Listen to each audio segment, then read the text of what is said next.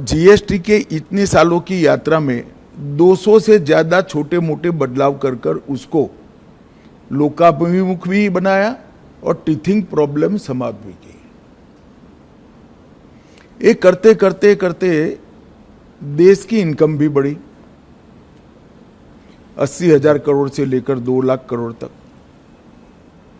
अब राज्यों का भरोसा बढ़ा, जनता का भरोसा बढ़ा, व्यापारियों का भरोसा बढ़ा। तब चूंकि इनकम बढ़ चुकी है, टैक्स के अंदर 395 से ज्यादा चीजों पर टैक्स कम किया गया। ढेर सारी चीज जो रोजमर्रा के उपयोग की है, इसमें 0% किया या 5% किया। कुछ सेक्टर विशेष को, जिससे देश की निकास को, एक्सपोर्ट को फायदा हो सकता है, उसमें भी एक वैज्ञानिक जीएसटी का दर रखकर निकास को ही प्रोत्साहन दिया। जो रोजगारी से जुड़े हुए क्षेत्र थे, किसानों से जुड़े हुए क्षेत्र थे, लोगों के स्वास्थ्य से जुड़े हुए क्षेत्र थे, वो सभी को टैक्स में कटौती कर दी। और इतना बड़ा टैक्स का कटौती कभी नहीं हुआ है जो अभी हुआ है। और इससे खाने पीने की चीजें, रोजमर्रा के जीवन उपयोग की दवाएं, किसानों के उपयोग की चीजें, महिलाओं के उपयोग की चीजें, हेल्थ सेक्टर से जुड़े हुए इंश्योरेंस,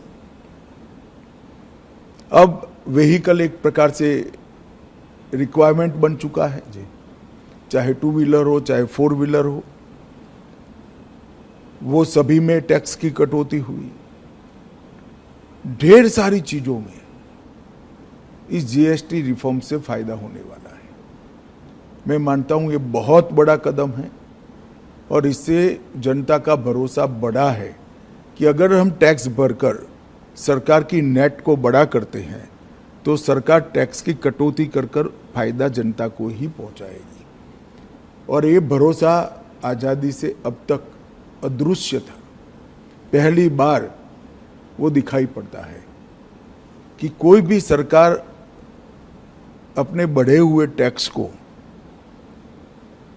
ये कहकर प्रोत्साहित करेगी कि भाई आप टैक्स भर रहे हो तो अब हम टैक्स कम करेंगे, तो ज्यादा से ज्यादा लोग टैक्स के नेट में भी आएंगे। मुझे विश्वास है इनकम भी कम नहीं होगी, इन्वेस्टमेंट बढ़ेगा, बाजार में एक प्रकार से तेजी भी आएगी और लोगों को सस्ता भी मिलेगा और यहाँ उत्पादन की गतिविधियां भी बढ़ेगी और देश की निकास भी बढ़ेगी। एक तो मल्टी डायमेंशनल,